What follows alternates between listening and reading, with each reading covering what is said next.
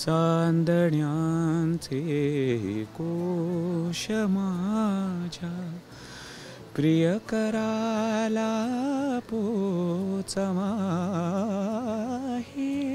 सुरानो चंद्रमा.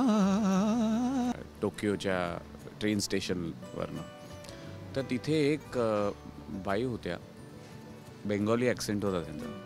त्यांनी सांगितलं I am on your YouTube channel and I listen to you every Saturday. का तर मी दर शनिवारी एक त्याच्यावरती व्हिडिओ पब्लिश. हाय नमस्कार, मी अतिशा लाड, राजश्री मराठी शोबजमध्ये तुम्हा सगळ्यांचं स्वागत आहे. सुरनवा ध्यास नवा आवाज तरुणाईचा हे नवपर्व आपल्या भेटीला येतं आहे. आणि आता मी परीक्षकांच्या खुर्चीत बसली आहे, तर प्रेशर मला आधीच जाणवलं आहे काय असतो या खुर्चीचा. पण आता माझ्यासोबत गायक महेश काळे आहेत आणि हा सगळा प्रवास कसा असणार आहे आणि एकंदरीत जुन्या प्रवासाच्या काही आठवणी आपण इथे ताजा करणार आहोत. सो महेश दादा, खूप स्वागत राजश्री मराठीमध्ये पुन्हा एकदा. कशा आहात?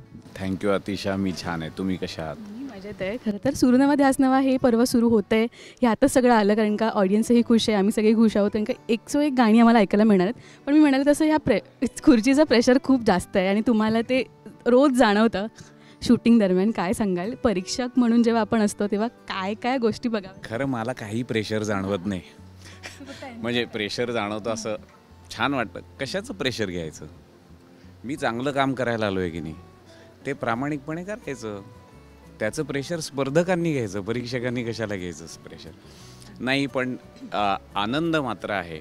आनंद याचा आहे की त्या निमित्ताने घरोघरी आपण जे काम करतो ते पोचवू शकतो. ही संधी जी आहे ती संधी खूप आनंद देणारी आहे. आणि त्याकरता ही म्हणजे या खुर्चीत बसल्यानंतर जे आपण काम करतो, कारण आम्ही एरवी गायक आहे मी, त्यामुळे मला माझ्या मैफिलींमध्ये इतकं बोलता येत नाही. किंबहुना मला इतकं बोलता येतं मला खुर्चीत बसल्यानंतर कळालं, कारण इतकं बोलण्याची कधी वेळच आली नव्हती. बरं, मी अमेरिकेत गेले 23 वर्ष राहतो आहे, त्यामुळे मला इतकं मराठी अमेरिकेत बोलायलाही मिळत नाही. त्यामुळे मला इतकं मराठी बोलता येतं, गाण्याबद्दल माझी मतं अशी मांडता येतात आणि ते सातत्याने मला टिकवून ठेवता येतं. त्या तिन्ही गोष्टी मला या मंचामुळे कळाल्या आणि त्याचा मला आनंद आहे. सुरनवाच्या एका पर्वामध्ये तुम्ही कानडा राजा पंढरीचं एक गाणं गायलं होतं. तर मला तुम्हाला किस्सा सांगायला आवडेल की ट्रेनमध्ये एक पारसी बाई होती आणि ती कानडा राजा पंढरीचा यूट्यूबवर बघत होती आणि ती तिच्या बाजूला तिची मुलगी होती आणि बाजूला इयरफोन्स लावून त्या दोघीही ऐकत होत्या. म्हणजे आपल्या मराठी भाषेची पोच आणि ह्या कार्यक्रमाने सगळं दिलं आहे. पण तुम्हाला जेव्हा कमेंट्स आले ते गाणं ऐकून, ते इतकं व्हायरल झालं गाणं, तुम्हाला जेव्हा कमेंट्स झाले काय काय म्हणजे वेगवेगळ्या भाषिक? मी तुम्हाला सांगू, आता परवा म्हणजे 1-2 आठवड्यापूर्वी मी जपानला होतो आणि माझं गाणं व्हायच्या आदल्या दिवशी मला लोकल्सनी प्रवास करायला खूप आवडतो. मी ती ट्रेन घेऊन एके ठिकाणी चाललो होतो, टोकियोच्या ट्रेन स्टेशनवरनं.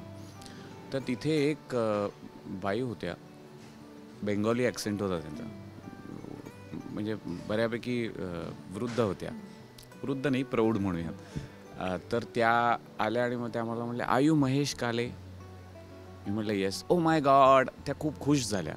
मी त्यांना विचारलं तुमचं नाव काय? तर त्यांनी मला शारोनी असं नाव सांगितलं. मग मी म्हटलं वेअर हॅव यू, त्या फोटो हवा आहे काय, इथे कसे वगैरे प्रश्न झाले. मी म्हटलं where have you listen to.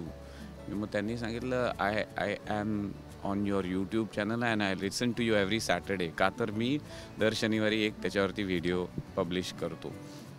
तर त्यांनी कानडाचा, अरुणी किरणीचा शब्द वाचून कळले सारे. मला आनंद कशाचा होतो माहिती आहे का? त्यांना भाषा कळत नाही, परंतु ही सगळी गाणी त्यांना, हे सुरानो चंद्रा, ही गाणी मुखोद्गत झालेली आहेत आता.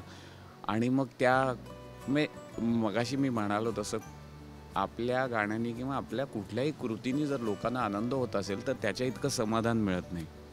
तर मला खूप छान वाटलं. बरं, त्या उतरल्यानंतर त्यांना कोणतरी घ्यायला आलो होतो, त्या माणसाला पण लुक हीज महेश काळे, तो मला इतकं छान. बरं, तेवढंच नाही, त्यांना मी सांगितलं माझं गाणं आहे, तुम्ही या. तर तिकीटं संपली होती सगळी, पण मी आयोजकांचा नंबर त्यांना दिला होता. तर त्या आयोजकांनी त्यांच्यावरती मेहरबानी केली, त्यांना ते तिकीट मिळालं. ते 3 तास मराठी कार्यक्रम त्यांनी ऐकला आणि परत येऊन मला एक छोटंसं छान एक माउंट फुजीचा स्कार्फ देऊन गेल्या. तर असं झालं की खूप छान वाटतं. मुळातच संगीत आणि त्यातलंही आपल्या मराठी मातेतलं संगीत त्याला एक विशेष कस आहे, त्याच्यात एक वेगवेगळं बळ आहे.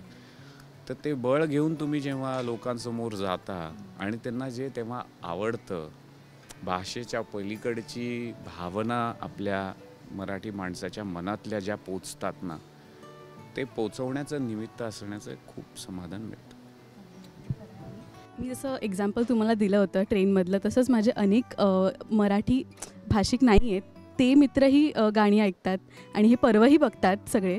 पण आत्ताचं हे पर्व जरा वेगळं आहे, म्हणजे थोडंसं आपली तीच गाणी पण थोडं मॉडर्न टच किंवा हे सगळं असणार आहे. ह्या पर्वाबद्दल काय सांगायला आवडेल? आणि ह्यामध्ये समीर परांजपेसुद्धा दाखल झाला आहे आता स्पर्धेमध्ये. लिमिटेशन्स आपण खूप ठेवतो कलाकार किंवा अभिनेता म्हणून, पण आपली आवड जपली पाहिजे हेही हे पर्व सांगणार आहे. तर ह्या पर्वाबद्दल काय सांगा?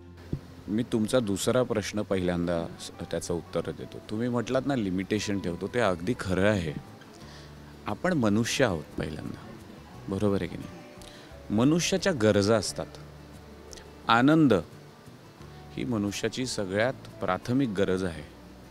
ती जर तुम्हाला अभिनयातनं मिळत असेल किंवा गाण्यातनं मिळत असेल किंवा खाण्यातनं मिळत असेल, फिरण्यातनं मिळत असेल, मैत्रीतनं मिळत असेल, गप्पांमधनं मिळत असेल, तर का घेऊ नये? आणि कलाकार जरी आपण असलो, मी जरी गायक असलो, तरी मी मनुष्य आहे हो. मला माझ्या गरजा त्याच आहेत जे तुमच्या आहेत. मग मी गायक आहे म्हणून मी अमुक करायचं नाही, तमुक करायचं नाही.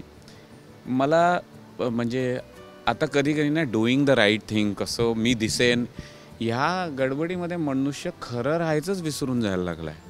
आणि मला ते अजिबात पटत नाही. तुम्ही मला कुठेही पाहिलं असेल आता, ते मी जरी इथे बसलो खुर्चीवरती, तिथे गायलो किंवा मैफलीत, मी असाच बोलतो.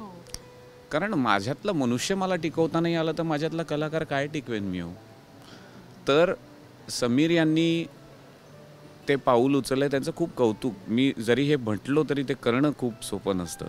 कारण तुम्हाला एका पद्धतीनं जेव्हा लोक ओळखायला लागतात तेव्हा तुम्हाला ती ओळख टिकवण्याकरता एक विशिष्ट पद्धतीने वागायला लागतं. पण ती पद्धतीने वागता बाकीचे जे तुम्ही असतात ते कुठेतरी मागे राहतात. तर ते न राहण्याचं काम समीर यांनी घेतलेलं आहे. त्यामुळे मला खूप आनंद आहे की त्यांनी तो निर्णय घेतला. बरं, सेलिब्रिटी स्पेशल वगैरे असं नसतानाही ह्या मंचावर त्यांनी यायचं ठरवलं. ह्याच्यात त्यांना गाण्याबद्दल प्रेम जे आहे ते अगदी व्यवस्थित दिसतं. तुम्ही पहिला प्रश्न जो विचारलात मॉडर्न टच, तर काय असतं ना, आता त्या काळात जेव्हा समजा दीदी गात असतील, आशाताई गात असतील, त्या जे करत होते ते मॉडर्नच होतं की हो. मग त्याच्या पूर्वीचा आवाज कोणाचा होता? शमशाद बेगम, असा नेझल टच होता. दीदींनी पूर्ण वेगळा तो प्रवाह बदलला. त्या वेळेला कदाचित ते मॉडर्नच होतं, बरोबर आहे की नाही? किंवा आता आपल्याकडे ज्या इमारती येत आहेत त्या मॉडर्नच आहेत. पण त्या इमारती जेव्हा जुन्या होतात तेव्हा त्याला परत रंगकाम करण्याची गरज असते. ते रंगकाम जर ते तुम्ही मॉडर्न म्हणत असाल तर ते मॉडर्न आपल्या ह्याच्यात आहे.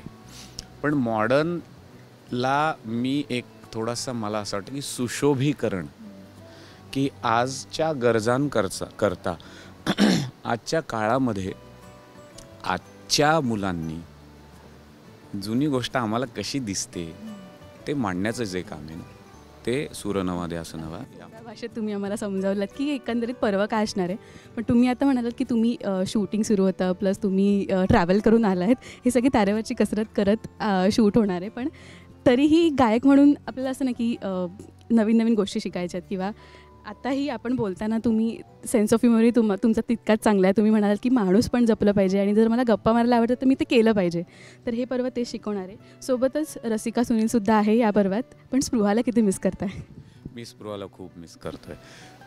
त्याचं कारण असं की हे पहा की निमित्त सूरनवा ध्यासनवा झालं, पण तिच्याबरोबर मग मैत्री झाली. मग माझ्या काही कार्यक्रमांचं निवेदन तिने केलं. आम्ही मंचाच्या पलीकडे सुद्धा जाऊन काही वेळेला भेटलो. त्यामुळे स्पृहाला निश्चित मिस करीन. परंतु रसिका, त्यांची माझी आधी ओळख नव्हती, आत्ता ओळख झाली आणि मला त्यांचंही काम खूप आवडतं आहे. त्या गाणाऱ्या आहेत. मी कालच त्यांना बसून म्हटलं मला गाऊन दाखवा. थोडंसं घाबरत गायल्या त्या, चांगलं गायल्या, आवाज खूप छान आहे. मी त्यांना गायला लावणार आहे ह्या मंचावरती, तुम्ही ऐका. तर काय आहे की त्यांचा दोष नाही आहे, स्पृहा आधी येऊन गेल्यात. तर त्यामुळे मला असं वाटतं की त्या चांगलं करतील. स्पृहाला निश्चित मी मिस करतोय, तुमचा प्रश्न तो आहे.